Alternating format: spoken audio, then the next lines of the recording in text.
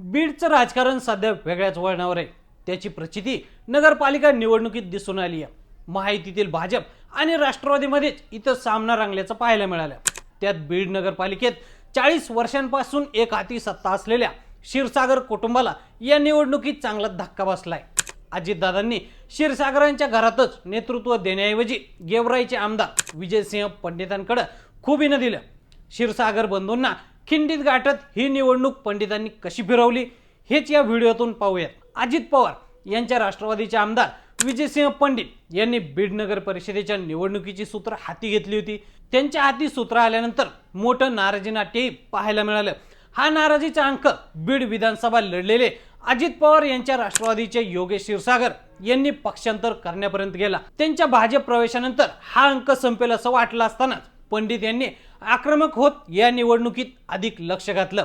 अजित पवारांनी सभा घेत स्वतः विजयसिंह पंडित बीडमध्ये तळ ठोकून होते। त्याचा परिणाम बीड नगर परिषदेत जसा दिसला आणि नगराध्यक्ष पदासह सत्ताही मिळवली। निकाल लागताच गुलालाने माखलेल्या विजयसिंह पंडित यांनी राजोरीचं पार्सल 35 वर्षांनी परत पाठवलं असं म्हणत क्षीरसागरांना डिवचलं आणि मला गोदाकाठचा वाघ म्हणतात अशी डरकाळी फोडली। त्यांची ही डरकाळी शहरात घुमली। त्यावर क्षीरसागर घराण्याच्या नातसून आणि योगेश क्षीरसागर यांच्या पत्नी सारिका क्षीरसागर यांनी लगेच प्रत्युत्तर दिलं। बीड नगर परिषद क्षीरसागर मुक्त झाली नाही। मी स्वतः क्षीरसागर म्हणून आणि आमचे 15 तर माझे दीर संदीप क्षीरसागर यांचे 14 नगरसेवक नगर परिषदेत असतील असं सांगितलं। नगराध्यक्ष निवडून आल्यामुळे दंड थोपटणाऱ्या पंडितांना आम्ही मैदानात आहोत, मैदान सोडलेलं नाही असाच इशारा सारिका क्षीरसागर यांनी दिलाय।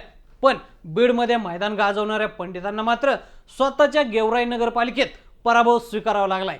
ही नगरपालिका भाजपच्या ताब्यात गेली आहे। भाजपचे गेवराईचे माजी आमदार लक्ष्मण पवार यांचे बंधू बाळराजे पवार आणि पंडित घराण्यातील अमरसिंह विजयसिंह यांच्यातून विस्तवही जात नाही असा हा संघर्ष या निवडणुकीत।